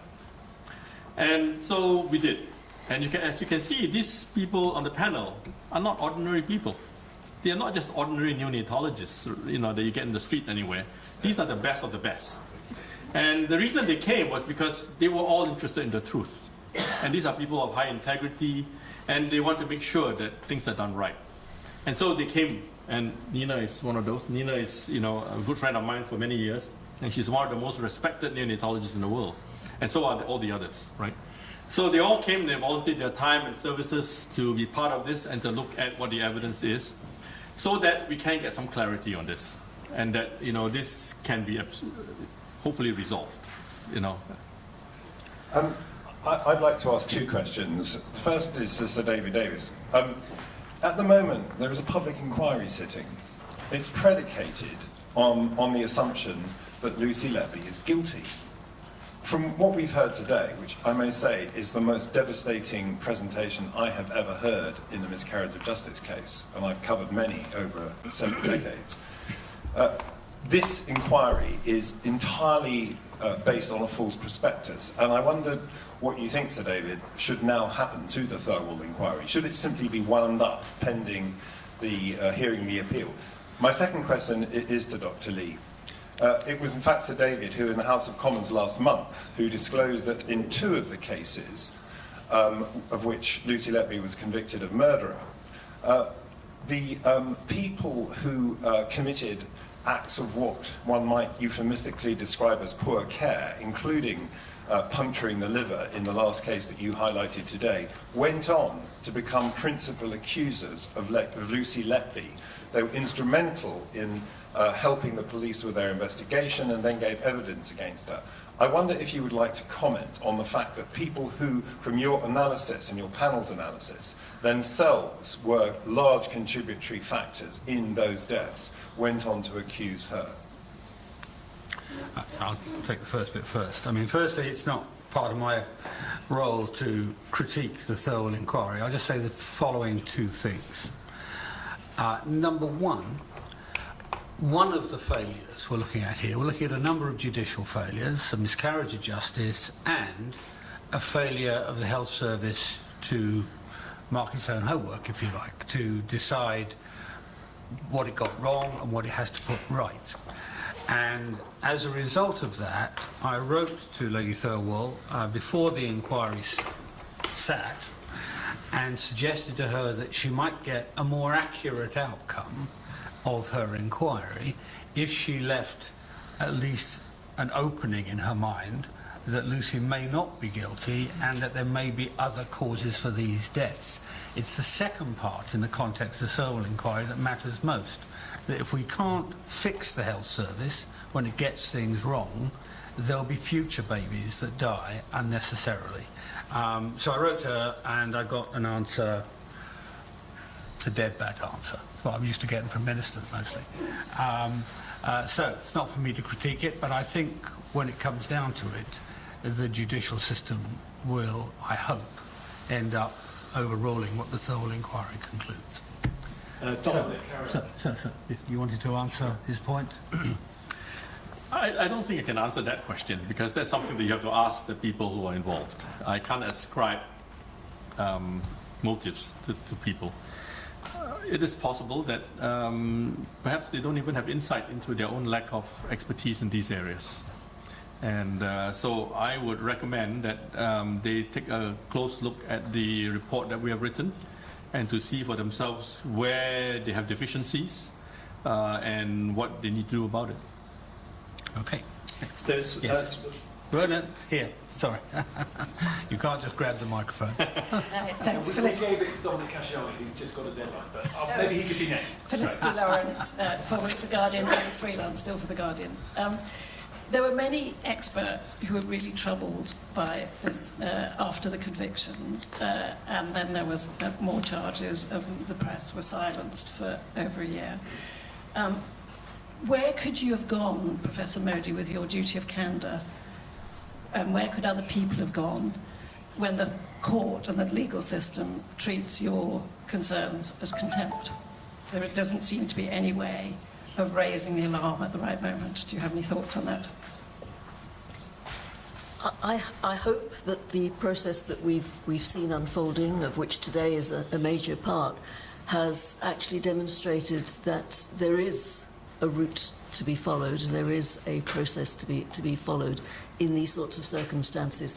I, like many of my colleagues, followed the trial as it was written up in the newspapers and did not know any more than that until several journalists sent me more detailed information about the cases, and what each of these pieces of extra information that I read raised my concerns even more. But it was only when I was instructed by Mr. MacDonald and his solicitors that I read the full papers, and my anxieties were hugely amplified, I have to say. So it's been an evolution. I should also say that I did raise my concerns with the defence team. I had a courteous reply, but not during the trial. But nothing further was asked of me. So I think you ask a very legitimate question. We do have a duty of candour, and it can be very difficult sometimes to know where to go when one has concerns about how to exercise that duty of candour. No, wait. I'll just make one other point, and that is that during the course of this process, mostly post-trial, there have been a number of people get in touch, principally nurses, who have been afraid to come forward because they've seen what's happened to whistleblowers in the health service historically. And so I think it's wider than simply the experts. It is. May I just come back briefly on that? Yeah. Because we have had previous discussions, national conversations in this country about the need to learn, to have a learning healthcare service. And I think the legal process here, with its adversarial process, does not serve patients well. What we really needed in this instance, way back at the beginning of these cases, was a really in-depth investigation conducted by medical experts, not just neonatologists, but also pathologists, clinical chemists, surgeons, obstetricians, and so on and so forth. Had we had that done at the outset, then perhaps we would not now be in the position in which we're in. And ideally on a no-fault basis. On a no-fault basis. Can we take Dominic? All right. He's got to go. I'll give in to your pressure. Broadcast headlines. Dominic Cascioni, BBC News. The prosecution approached this case not just on the basis of the medical evidence, of course that is at the heart of it, but also wider, what they said was circumstantial evidence about Lucy Letby's behaviour, what she did afterwards, the fact that she kept mementos, various other things. How do you address that wider case which was presented to the jury and left them sure of her guilt? So let me deal with that head on. First of all, Lucy Letby was convicted because of the medical evidence that was presented to the jury. Medical evidence led by the lead prosecution expert, Dr. Derry Evans. If that evidence was at fault and was wrong, the conviction is unsafe. It's as simple as that. The other parts of the evidence that you talk about, the circumstantial or the lesser circumstantial evidence, falls away. Now, we can go through each one of those if you want. There is a valid explanation for all of them.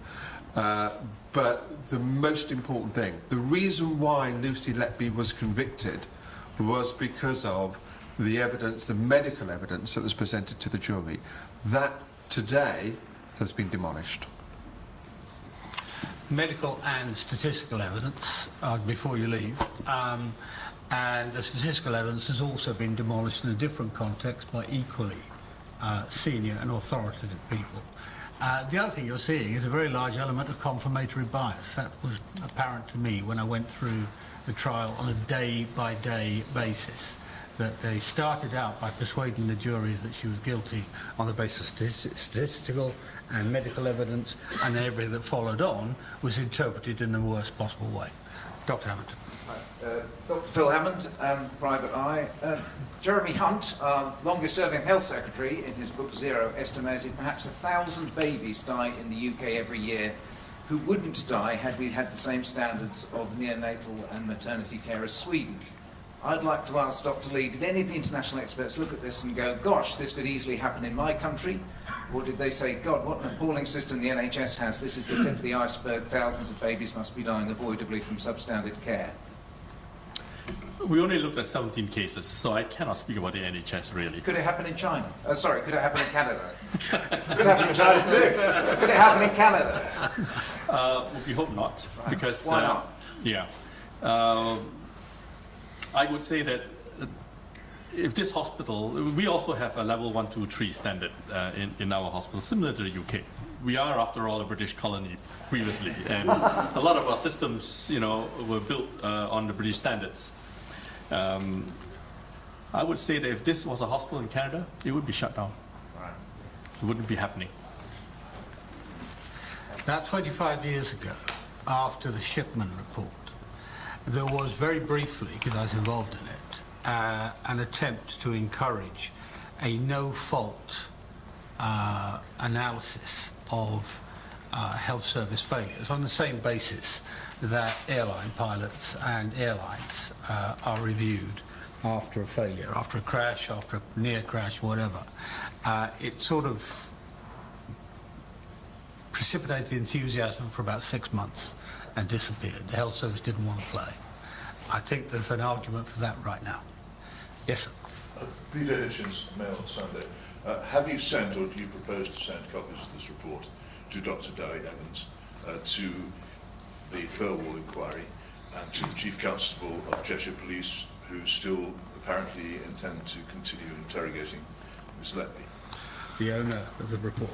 Well, this is a summary of the report. The full report is going to be coming at the end of the month, and the privilege, as in the legal privilege, is that of Lucy Letby. And if she gives consent, I've already suggested that this is a report that the families may want to see as well, which I think should be on the top of the list. But will you be sending it to those particular? You know, it's not my job to send it to the prosecution experts. One hopes that, given it to the Criminal Cases Review Commission, they might disseminate it to those that gave evidence before the jury. I personally, to answer your question, won't be in contact with Dr. Darry Evans to give him a report. Right. Here, and then we'll come back over here. Yeah. Paul Brandt, ITV News, thank you. I appreciate it takes, a bit of gumption to come out and talk about this publicly, and I wonder what kind of weight there has been on all of you, actually. The CCRC say in its statement today that those speculating about the case only have a partial view of the evidence. How sure are you that you're on the side here of an innocent woman and not a serial killer? Before I let the others answer, this first came to my attention because of a New Yorker report, 13,000-word report, a very thorough one, which was suppressed by court order when the second trial was going on. So I raised that matter. The result of that was I had the most authoritative group of people I've ever had in my life communicate with me. They're past president of the Royal Statistical Society, past president of the Royal College, a whole series of professors, forensic experts, people who knew what they were looking at. And each of them said to me the same thing, or similar things. They said, my bit of this is wrong. The bit I understand, the statistician said, I can't speak for the medical evidence, but the statistics is rubbish. It's misleading. The medics said we can't talk to the stats, but the medicine is nonsense, the forensic and so on. And so that was the first thing. But that told me it was a mistrial, not it was a miscarriage of justice. So I spent the next 3 months immediately after the election, this bracketed the election, immediately after the election, I spent the summer. I wanted to get the transcript, but I was told that would cost £100,000. So, and I didn't have £100,000 to hand. So I went through the daily reports every single day of the trial, right, to see if there was a clear-cut, single charge against Lucy Letby. Because if she was guilty of one of them, I didn't want to know. I was interested if it was a miscarriage, not if it's simply a mistrial. I'm not interested in judicial gains. And I got to the end of it, and none of it showed clear proof of anything. None of it showed actually that a murder had occurred, let alone that she was witnessed carrying out any improper act. And so at the end of that, with the greatest of respect to some of the people criticising this, I think I've spent more time on it than they have, right? And those who say, well, you weren't there, I've been through every single day, and now I do have 3/4 of the transcript, and we've been through that too. So I'm afraid I've probably looked at it more than the appeal court judges, in terms of time and commitment, and I'm a scientist and mathematician by training, and that's what matters in this, not the law, frankly. So that's my answer to that. Anybody else want to answer? No? Apparently, as independent members of the bar, we're not allowed to say that our client is innocent. But can I say this, that there is overwhelming evidence that the conviction is unsafe. And if Dr. Xu Li and the panel are correct, no crime was committed. And if no crime was committed, that means that a 34-year-old woman is currently sitting in prison for the rest of her life for a crime that just never happened. Sorry, over here. Yes, sir.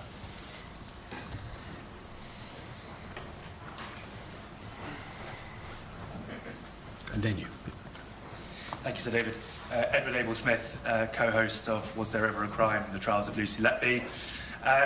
My question is with regard to the CCRC, the Criminal Cases Review Commission.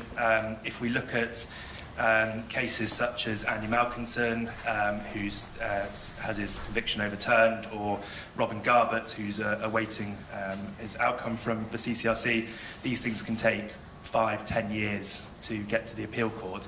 Is there anything you can do, or is there anything you're going to do to try and ensure that Lucy Letby isn't still waiting for her time in front of a retrial for another 10 years, say? I've been working with the Criminal Cases Review Commission for over, I think, 20 years, and some cases I've had in the CCRC for over 7 years waiting for them to make a decision. Currently got one that's 8 years, I think. But what I do know is that the CCRC are taking this very seriously. They've already got a team in place, they're ready to go, and I hope that having, because they've watched this conference, I've made sure they've had a link to this, they've watched the presentation, they've got this report, they're going to get the final report, that they've seen what you've all seen. I'm hoping they're going to take this very seriously and deal with it very quickly, and we will be back in the Court of Appeal very soon. So, Joshua Rosenberg, a lawyer rights on Substack. Question for Mark MacDonald. You said, you drew attention to the fact that the defence didn't call any expert witnesses. Now, you're not going to say anything critical or otherwise about the previous defence team. But that's a mystery in this case. Am I right in thinking that this is all a question of professional privilege, and that your client could allow them to speak, that she could tell you how it was that her advisors didn't call the expert evidence that you clearly think they should have called previously? You're absolutely right, but that doesn't answer the bigger problem that we face. The bigger problem that we face is what Sir David Davis has already identified, is the Court of Appeal test for adducing fresh evidence. That threshold is quite high, and one of the rules against admitting that evidence is whether or not that evidence could have been available at the trial. And so that means that even though a conviction is unsafe because we've got overwhelming evidence here, the court has a discretion to deny all this evidence to go before it because Dr. Xu Li could have been called at the trial and wasn't contacted. You already heard that Dr. Modi was actually herself contacted the defence team at the trial and wasn't used or wasn't asked or certainly wasn't engaged with. Look, my job is not to dissect the decision making of the trial defence team. Lucy Letby was represented by an experienced King's Counsel, had excellent solicitors. I have to start in September, as I did when I was instructed, with a clean slate and say what went wrong here, having identified that, found out what I can do in relation to identifying those experts that can deal with those issues. And I'm so grateful to Dr. Xu Li and the panel for coming forward and providing what they have done today. It is now up to someone else to decide whether or not they want to deny that evidence, refuse to accept that evidence, and not allow it to make the conviction unsafe, or hear it. All right. Over here, since we're here, and then we'll come back to Nadine. Yeah. Hi, Natasha Clark from LBC. So David, obviously Keir Starmer is the former Director of Public Prosecutions. Do you think that the DPP have questions to answer here, and have you got a message for the Prime Minister? And do you think there's a case to look again at jury trials in this specific cases like this, where there's a lot of medical evidence, which is clearly incredibly difficult for ordinary members of the public to try and dissect? Thanks. The answer is no and no. I don't suppose the DPP worried about this. I think in fact, it's after his time. In terms of jury trials, we are not, by law, allowed to interview jurors in this country after the event.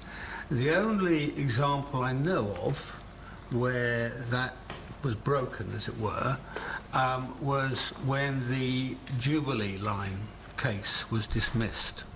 And it was widely thought at the time that the jurors in the Jubilee line case couldn't understand its incredibly complex financial comings and goings in that case until they were interviewed, when it was plain that the jurors understood it better than the lawyers involved in the case, which I suspect was true here too.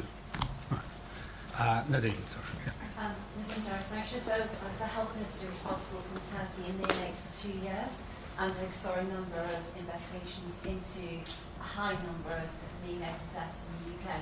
And my question to you is, you said at the beginning of your presentation that it's quite complex, and there was a panel of you, and there was a huge amount of detail to look at. Lucy Letby started in jail for 7 years while Dr. Dewey Evans prepared his reports. We believe that he was paid a substantial 7-figure sum for doing so. Do you think it was appropriate, and this is probably one for Professor Lody as well, would it actually take 7 years to have compiled those reports to take to court in 2023, during that time whilst Lucy was not in prison? That's tragic. 7 years is a long time in anybody's life. I would hope that something is done about that. I don't think that, in my own personal opinion, that seems very long. I don't know about the court, so I can't speak to that. It's just tragic. I cannot even imagine how that happened. Can I come back on the issue in relation to jury trials, if I may? I am a big supporter of the jury trial and would not like to see it go in any way whatsoever. However, there's a layer before this ever getting to a jury, and that's the one that Dr. Modi identified. The complex science and the complex should have gone out to the leaders in the field and discussed it and assessed it before it got anywhere near a criminal charge. In this case, the lead prosecution expert, who was a retired paediatrician for 15 years and was a professional expert, described in a podcast how he contacted the police, how he jumped in a car, drove to a police station, how he says, was handed a set of notes, and within 10 minutes whilst drinking a cup of coffee, he identified that the baby had been murdered. And that was the start of a process. That was not the way to start this case at all. It should have gone out to experienced, highly experienced neonatologists and pathologists before it got anywhere near a criminal charge. Gentleman at the back. Stephen's trial and error on Channel 4. I'm picking up on the point about Dowie Evans, the Crown's principal expert witness. Are you aware that he did not actually hold a licence to practice during the relevant periods? His licence to practice ran out in 2014 and was not renewed again until 2019, which means he was not licensed to practice while the events were happening, nor when he was writing his reports for the police in 2017 and 18. And the Academy of Medical Royal College's guidelines say that healthcare professionals giving expert evidence must hold the appropriate licence to practice and be in or sufficiently recently in practice. And as we know, he hadn't been in practice for many years, and now we know that he didn't hold a licence at that time. Does that make him a totally unsuitable expert for the Crown to have used? Well, I mean, I don't want to comment too much about his background or his experience. The Crown Court judge, the trial judge, found that he should remain, and the Court of Appeal upheld his qualifications to be an expert. So it's not for me to say now that the Court of Appeal are wrong or that the trial judge was wrong. In relation to should he been allowed to have been an expert, my understanding is in fact that his expertise was never challenged at the trial, at the start of the trial. It was many weeks in when the trial judge received a email, I think it was, from another Lord Justice of Appeal raising concerns about Dr. Dowie Evans. And then there was a large argument about whether or not they should continue, and the judge decided after legal argument that they should continue. It's a very long answer. What I'm trying to say is that the trial judge found that he was an expert and able to give expert evidence before the jury, and so did the Court of Appeal. If issues like this were canvassed, one would have hoped that the judge would have taken that into account. But it does bring us back to the Law Commission report back in 2011, which we should implement.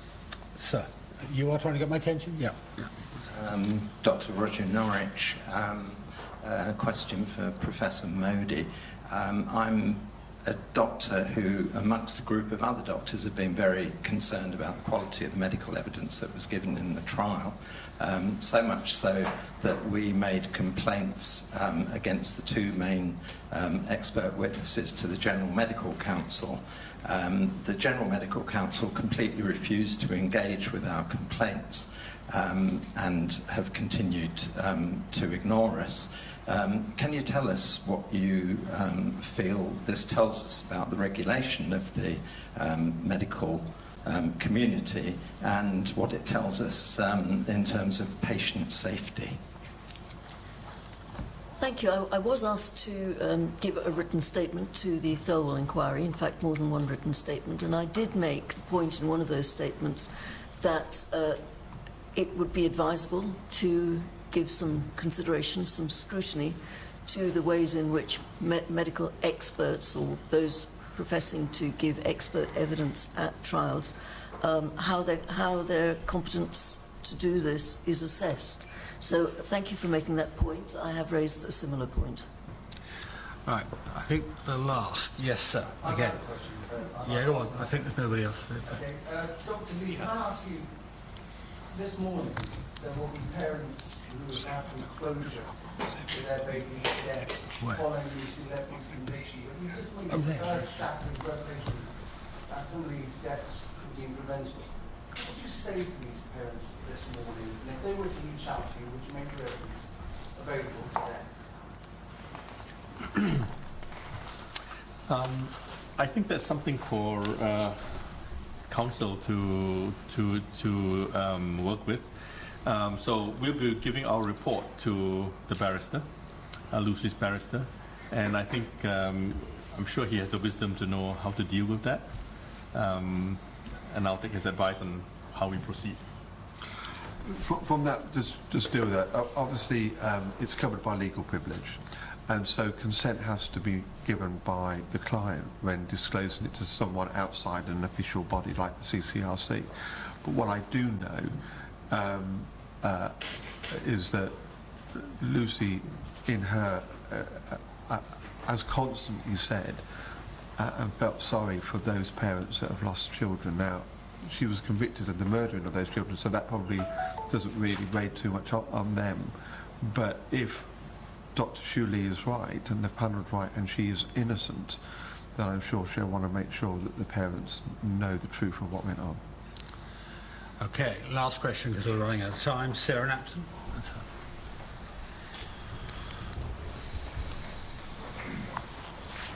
Thanks, David. Sarah Napton from The Telegraph. A question for Dr. Lee. If the prosecution had come to you and said that they were planning to use your work in the way that they did,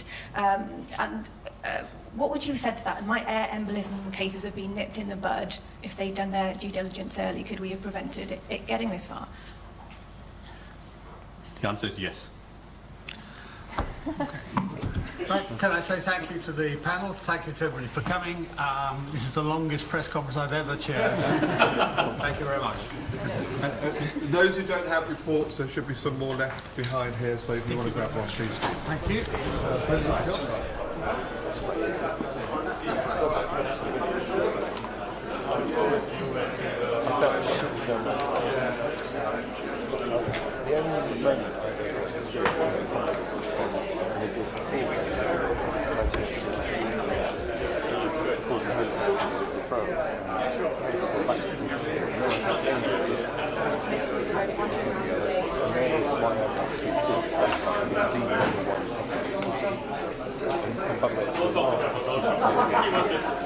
Hi there, it's Lucy Letby.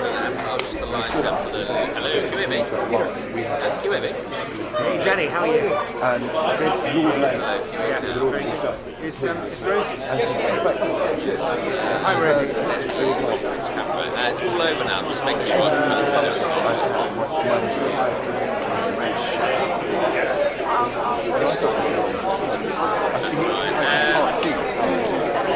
conference ended basically, so obviously just Leo, don't worry about it. Yeah, they're still live on the I don't think we need to follow it.